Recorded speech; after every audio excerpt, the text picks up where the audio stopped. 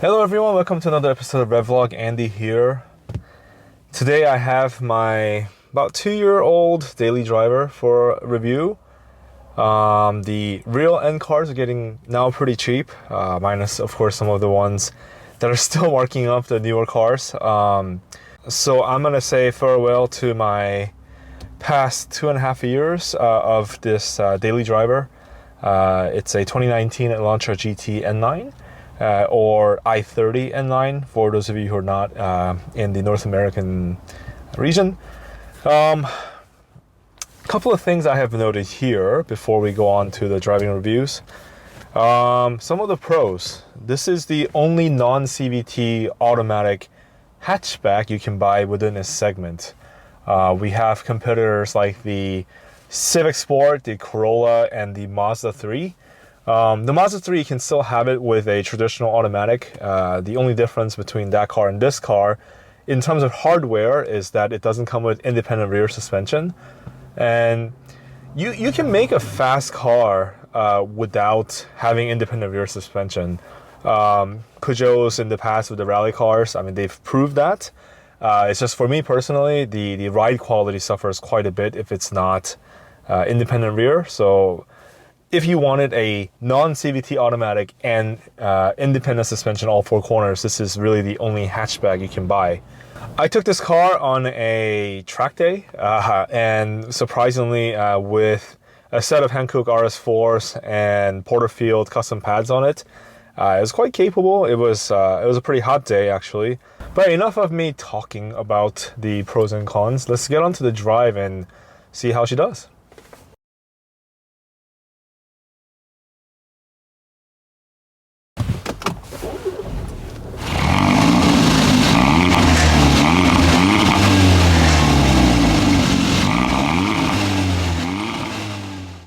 It does have full Korean font support, so for those of you who want to play a little KDM, you can do that.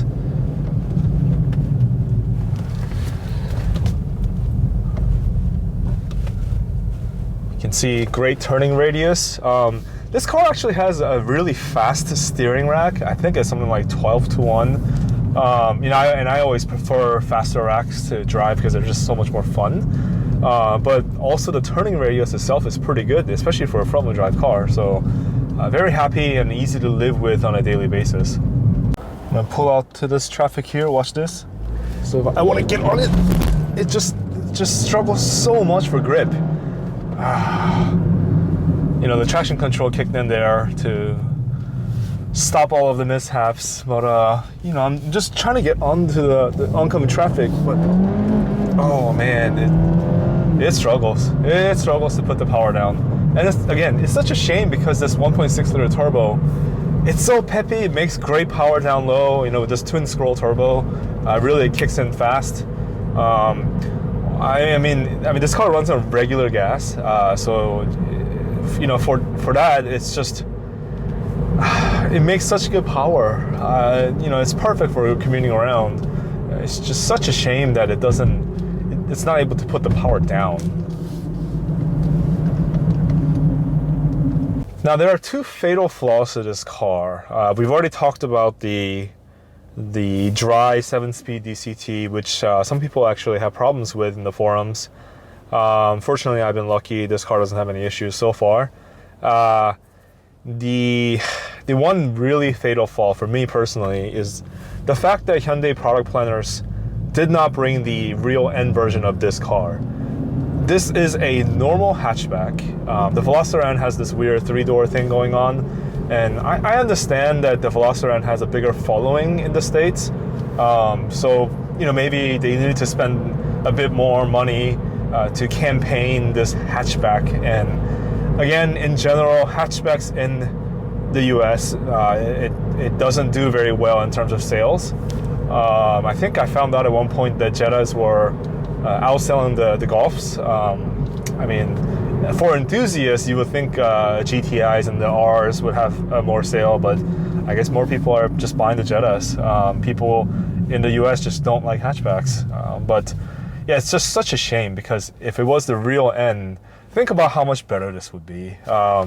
Now, having said that, I think when you see the montage of the both exterior and the interior, it does do a very good job of separating itself from the regular Elantra GT. I think the N line looks great, especially with some of the real N touches. So you get the real steering wheel, you get almost the N shifter. Again, I really like these red piping and the small detail touches all over. It's like every time I drive it, it's such a good car, and it's just that last 10%. Come on. I'm gonna go around this slow Lexus on the left. Slow down so I don't crash into other traffic, but I mean, that was just quickly getting onto it and you know, going about your normal day, back to being like a normal person. And yeah, no, this car is so peppy and so much fun. And again, I'm so glad that it's not a stupid CVT, automatic transmission. I know Hyundai has reverted that decision on the newer Elantras. I mean, I guess they decided that it's very hard to produce a proper double clutch gearbox for this price segment. So I can understand the notion. I'm sure people shopping in this segment are also looking for more fuel economy rather than outright fun. So again, I understand that as well. It's just so hard to find frugal fun, isn't it? Let's do that again. Again, great turning radius. Drop it into sport. I'm gonna shift the gears myself. I don't need to rev it out. It makes all of the power down low. Super confident coming around this turn. A lot of suspension travel. Really easy to drive. If you look at the track driving footage, you'll be able to see that I passed some really fast cars. With just brakes and tires in this car. The chassis is really capable. The suspension tuning, I don't think Biermann had anything to do with this car, to be honest. The plebeian spec, if you will, or the middle version. But in general, it feels, I know it sounds really cliche, but it feels very German. It feels very European. It's not the normal soft Hyundai that I'm used to, actually. Again, so we're gonna go through these corners up here. Still very compliant over these bumps and crests and broken pavement. But it's just so easy to drive. Turn right up here. It will push if you give it more gas. Again, I just wish I had the diff there. It would just, on the tighter corners, it would just pull you out a little bit faster. Oh man, this car is, it's just, it's so much fun, but it's so disappointing at the same time. It's such a mixed bag of emotions. But if you're in the market for a decently priced, frugal fun, runs on regular gas, great space, I think it looks great. And of course, being a Hyundai, it has one of the best usabilities, especially when it comes to the infotainment segment.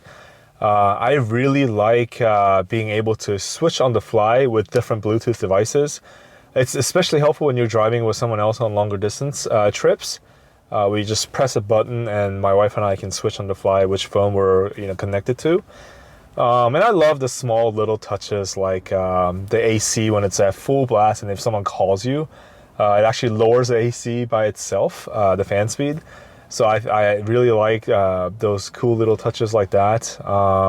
It's just, for me, I ended up selling a track car, so I need a car that can do the track duties. And for me, again, it was 106 degrees, so it's quite hot. But the car went into limp mode. I think I overheated the transmission, actually, not the engine. And it wasn't letting me rev past 4,000 RPMs. Mind you, it happened at the very last session of the 20-minute sessions, the fourth session. But yeah. I think for me it's time I switch out to the real N car or something else. But it's such a good daily driver. I think the balance of comfort and sportiness in the suspension tuning is superbly judged. I'm a big fan of way GTIs feel, and I know in the Europe, I mean, if you look at the interior layout and just the way the car is designed, it's basically a Korean GTI. It's a GTI light, in my opinion. It's almost uncanny, actually, how similar some of the design elements are. But can you blame them? I mean, the Volkswagen GTI has been the benchmark for ages, and there's a reason. Well, that's a wrap for the day. Thank you so much for tuning into another episode of REVlogue. Again, in summary, this is the Korean GTI Lite. It's not quite the full N experience, but for a car that runs on regular gas, it's very frugal, it's very fun, it's very spacious. Again, spacious, more spacious than the Kona. So I hope to see the American consumers buy more of these cars so we have more fun, frugal cars. Thanks for tuning in. Have a good one.